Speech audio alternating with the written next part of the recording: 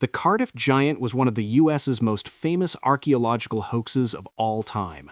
It was a 10-foot tall, roughly 3,000 purported petrified man uncovered in 1869 in Cardiff, New York by George Hull, who was in for a payday. Hull was deeply fascinated with science and Darwin and got into an argument at a Methodist revival meeting about the existence of giants, the Methodists ultimately citing Genesis 6:4. After the argument, he wanted to prove how easy it was to fool people with a fake giant.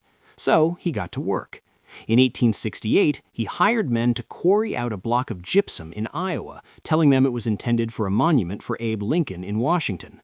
He then hired 2 sculptors from Chicago to create the giant, the reference being Hull himself. In November of that year, the giant was buried. Nearly a year later, 2 people were hired to dig a well and discover the giant. After the faux discovery, the crowds came in bunches.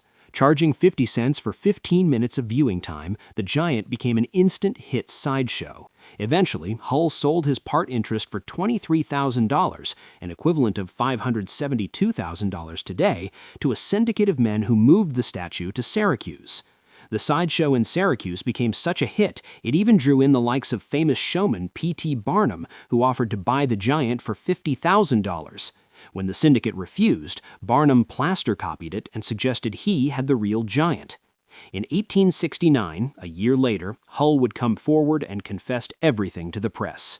In 1870, courts would rule that both giants, including Barnum's, were fake.